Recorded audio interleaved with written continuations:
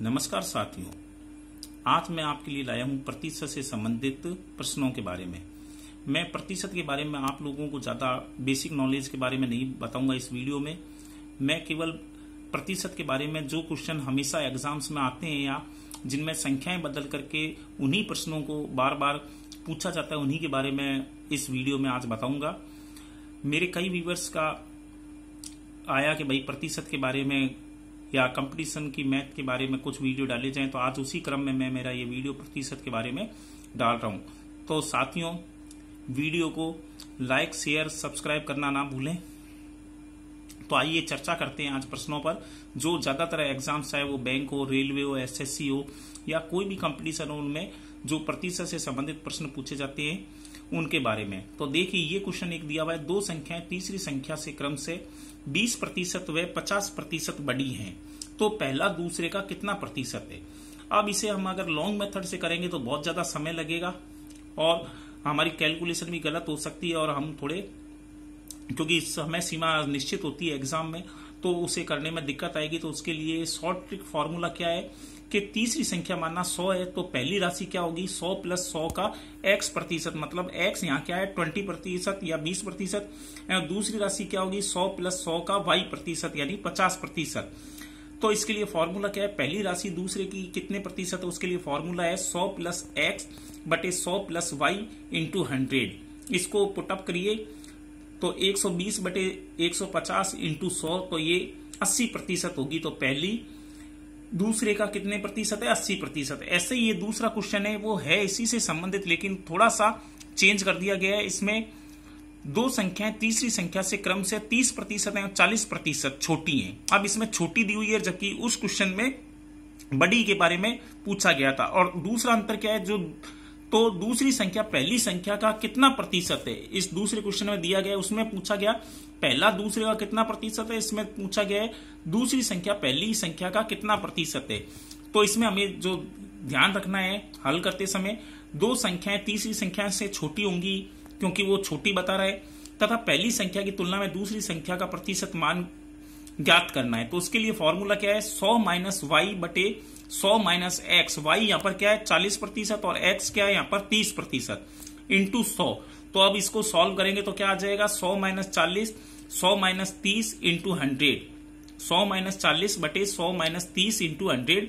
तो सॉल्व करेंगे तो क्या आएगा 60/70 यानी कि 60/70 × 100। तो ये आ जाएगा 85 सही 5/7। दोनों क्वेश्चन एक जैसे ही हैं, लेकिन थोड़ा सा इसमें अंतर है। उसमें बड़ी संख्या पूछी गई थी, इसमें छोटी संख्या। उसमें पहला दूसरे का कितना प्रतिशत है पूछा गया था, और इसमें पूछा गया है दूसरी संख्या पहली संख्या का कितने प्रतिशत है। तो मुझे उम्मीद है साथियों को समझ में आ गया होगा।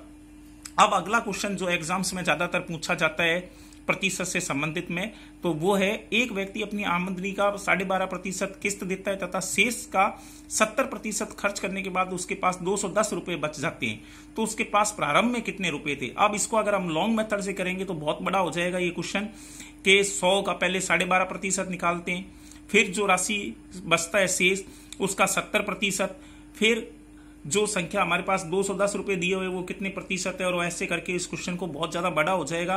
वहां पर समय सीमा की पाबंदी होती है, इसलिए हमें शॉर्ट ट्रिक अपनानी चाहिए।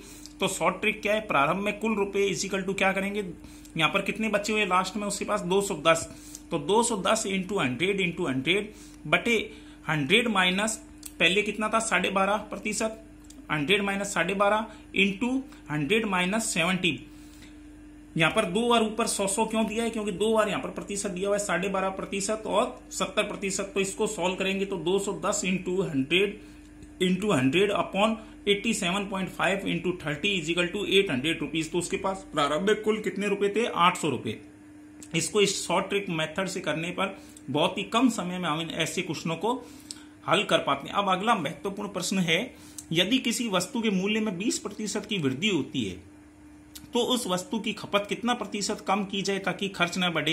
ये क्वेश्चन हर एग्जाम में आता है और घुमा फिरा करके आता है। इसमें थोड़ी संख्याएं या तो बदल जाती हैं, ये प्रतिशत का मान बदल दिया जाता है, या थोड़ा सा क्वेश्चन को घुमा दिया जाता है कि यदि किसी गृहिणी के चीनी जो उपयोग में लेती है उसकी कीमत में 30% की वृद्धि हो गई तो वह कितने प्रतिशत की कमी कर दे चीनी में, ताकि उसके खर्च ना बढ़े। तो ऐसे क्वेश्चनों को सॉल्व करने के लिए भी शॉर्ट ट्रिक फॉर्मूला है। इसके लिए क्या करना है, R/100 प्लस R इंटू 100%। तो R यहाँ पर क्या है, दर या रेट या प्रतिशत। तो इसको सॉल्व करेंगे तो क्या आ जाएगा, 20/120 इंटू 100 बराबर 16 सही 2/3। क्वेश्चन ये समझ में आ गया होगा, ये हर एग्जाम में लगभग पूछे जाते हैं। तो इसके लिए इसी का अगर थोड़ा सा चेंज करके, जैसे ऊपर वाले क्वेश्चन को बड़ी और छोटी का था, ऐसे ही इस प्रश्न में भी अगर थोड़ा सा घुमाव कर दिया जाए, उसमें अगर कमी कर दी जाए, जैसे यदि किसी वस्तु के मूल्य में 20% की वृद्धि के बजाय कमी हो तो वस्तु की खपत कितने प्रतिशत बढ़ा दी जाए ताकि खर्च न बढ़े। तो उसके लिए हमें फॉर्मूला क्या करना है, उसमें भी बस अंतर यही है, वहां पर 100 प्लस R था, यहाँ पर 100 माइनस R करना है, यानी R/100 माइनस R इंटू 100%। तो इससे भी वो क्वेश्चन सॉल्व हो जाएगा। ये क्वेश्चन हमेशा आते हैं। ऐसा ही अगला क्वेश्चन है कि यदि A का वेतन B से 25% अधिक है तो B का वेतन A से कितने प्रतिशत कम है। यदि A का वेतन B के वेतन से 25% अधिक हो तो B का वेतन A से कितने प्रतिशत कम है। तो इसके लिए भी हमें क्या करना है, वही फॉर्मूला जो अभी बताया था, R/100 प्लस R इंटू 100। तो इसमें आ जाएगा 25/125 इंटू 100 इजिकल टू 20%। तो ये वाला हमको ऐसे सॉल्व करना है। इसका ही अगर घुमा करके क्वेश्चन कर दिया जाए या विपरीत कर दिया जाए, यदि A का वेतन B के वेतन से 30% वहां पर अधिक था, यहाँ पर कम है, तो B का वेतन A से कितना अधिक होगा। तो इसमें भी वही फॉर्मूला जो हमने बताया था ऊपर कमी होने पर वाला, यानी R/R माइनस 100 इंटू 100%। तो 30/100 माइनस 30 इंटू 100, तो 30/70 इंटू 100 बराबर क्या आ जाएगा, 42 सही 6/7% आंसर। अब ये क्वेश्चन एक बहुत ज्यादा इंपॉर्टेंट है, ये चुटकियों में हो जाता है, लेकिन इसमें छात्र घबरा जाते हैं, उसको घबराने की जरूरत नहीं है। इसमें एक फॉर्मूला बस हमें छोटा सा याद रखना है। क्वेश्चन देखिए क्या है, एक दुकानदार अपने सामान में 20% दाम बढ़ा देता है, फिर वह ग्राहक को 12% की छूट दे देता है, यानी पहले 12% बढ़ा देता है, फिर उसमें 12% की छूट देता है, तो उसे हानि या लाभ क्या होता है।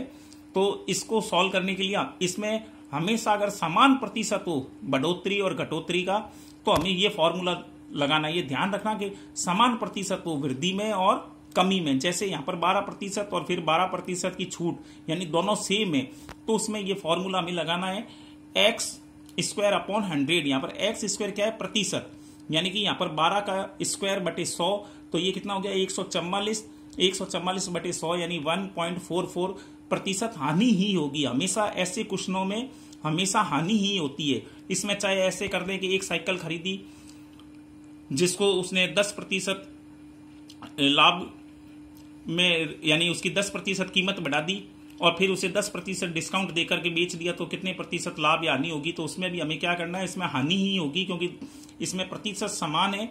अतः ऐसे क्वेश्चनों को सॉल्व करने के लिए यही फॉर्मूला लगाना है x²/100। तो आपका आंसर चुटकियों में और मिनटों में आ जाएगा।